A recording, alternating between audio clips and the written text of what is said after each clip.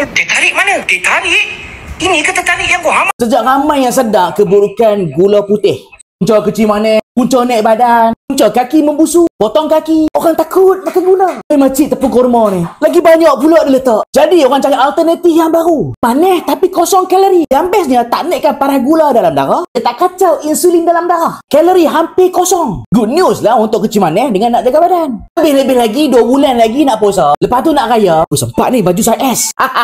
Dan ramai juga tag aku dekat video Suzuki ni. Dia pun dah pakai alternatif sweetener. Tapi aku tak sure brand ni dia punya ke ataupun orang lain. Hampa tag kan? Sabar aku explain. Bila hampa minum something yang ada gula putih ni bahasa kimia dia kita panggil sucrose. Dan gula sucrose ni terdiri pada 50% fructose, 50% glukos. Faham Dekat lidah korang ni, kau tahu kan ada taste bud. Taste bud tu tempat untuk kita rasa makanan. Ada masam, manis, pahit, masin, umami. Lidah kita tengok bawah mikroskop tajam-tajam macam ni, bentuk macam ni. Pasal lidah kita ni banyak bentuk pasal kasar-kasar. Allah Ta'ala cipta berbentuk tu tak pernah sia-sia, mesti ada function dia. Jejari semua ni kita panggil papile. Di bawah jejari ni ada taste bud. Rupa dia macam ni bawah mikroskop. Yang ni lah bertanggungjawab hang boleh rasa masin, manis semua tu.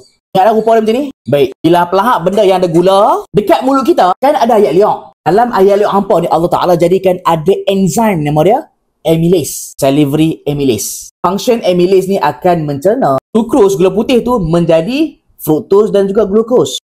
Saya faham sama ni sebabnya glukos tadi akan melekat dekat taste bud dekat kawasan lidah kita dan dia akan activate satu reseptor. Dekat taste bud kita ni, nama dia T1R2 and T1R3 reseptor. Yang ni lah reseptor manis. Siapa gula rasa manis? Sebab reseptor ni. Faham? Dekat lidah rasa manis. Rasa manis tu masih dekat mulut tau. Makanan tu tak turun lagi dekat perut, tak turun lagi dekat usus kita. Bila telan gula, dia turun masuk perut. Dekat perut, gula hampa tak diserap lagi. Tapi bila masuk dekat small intestine, kawasan duodenum, kawasan jejunum, gula akan diserap masuk ke dalam darah. And parah gula dalam darah, meroket. Sucrose ataupun gula putih sangat mudah dihadam oleh perut kita. Sebab tu bahaya untuk orang kecil manis makan gula. Sebab cepat naik. So dekat sini hampa faham kan? Gula putih, dia rasa manis kat lidah. Dan gula putih turun masuk dalam perut dekat usus dan akan diserap masuk ke dalam darah. Parah gula dalam darah akan naik dan parah insulin juga akan naik. Gula putih dah settle. So macam mana pula dengan pengganti gula? Ada cakap kosong kalori tapi rasa manis. Baik, aku boleh explain. Cumanya aku tak boleh explain pemanis apa dia pakai untuk setiap brand. Yang Zuki punya aku tak tahu dia guna apa. Monk fruit ke?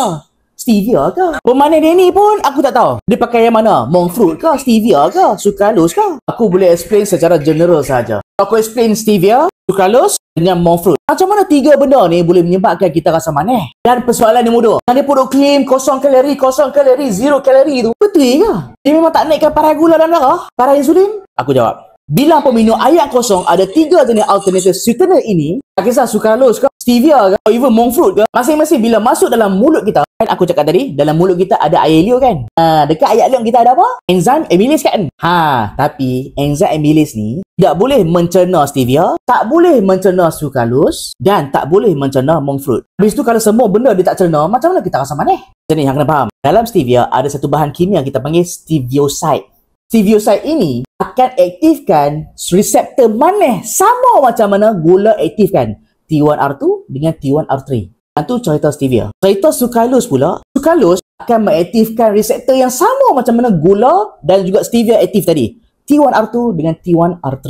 Kalau monk fruit pun sama. Dalam monk fruit ada satu bahan kimia kita panggil mongroside 5. Yes, bahan kimia ini akan activate kriteria manis yang sama. Oh, patutlah dia rasa manis. Semua benda tu activate reseptor yang sama macam mana gula. Itu apa beza dia? Pasal tak monk fruit ni orang kata apa? 150 kali ganda lagi manis pada gula. Stevia 300 kali ganda lagi manis pada gula. Sucralose 600 kali ganda lagi manis pada gula. Tak tahu apa maksud ni. Maksud dia, cara bahan aktif dalam stevia, dalam monk fruit, dalam sucralose, dia melekat pada reseptor ni. Mereka ni melekat dengan lebih kuat dibandingkan dengan sucrose. Gula biasa melekat tak kuat mana pun. Sebab tu hang rasa kurang manis. Hang try makan sucralose, cubit letak dekat lidah. Manis nak mampu Yes, sebab the binding antara sucralose dengan reseptor lebih stronger daripada sucrose. Itu baru satu.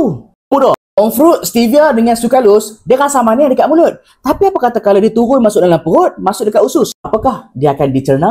Badan kita tidak ada enzim yang boleh mencerna bahan aktif stevia, stevioside, tak boleh mencerna monk fruit, mongroside 5, tak boleh mencerna sucralose. Maksudnya, apa makan artificial sweetener ataupun pengganti gula, masuk ke mulut, dia akan keluar bersama najis. Kalau tak najis pun, dia akan masuk ke dalam buah pinggang sebagai air kencing. Maksudnya, benda tu tidak akan diserap masuk ke dalam darah.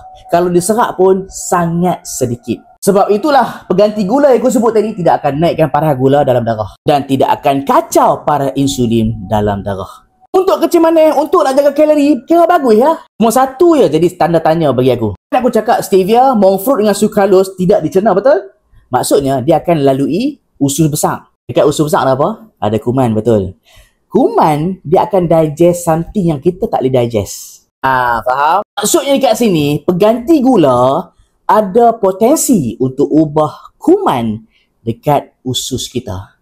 Lepas tu kalau korang baca study clinical study yes, artificial sweetener ataupun pengganti gula kemungkinan boleh mengubah composition ataupun function human gut microbiome. Dia ubah bakteria dalam usus. Nak cerita macam ni, kalau bakteria baik dan jahat terubah dekat usus kita, penyakit kronik akan datang.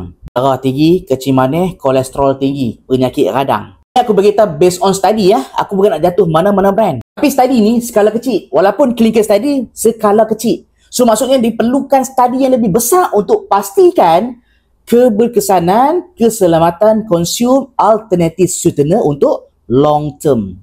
Faham tak apa try aku sampaikan sekarang ni? Kesimpulan dia, pengganti gula macam sucrose, stevia, monk fruit bagus untuk nak jaga gula dalam darah. Tak mau kacau para insulin dalam darah. Tapi hati-hati sebab kemungkinan dia boleh ubah bakteria baik dekat usus kita. Yang tu kau kena take notes. Boleh faham Dia aku dekat 7 minit. Tak faham lagi aku tak tahu Okay.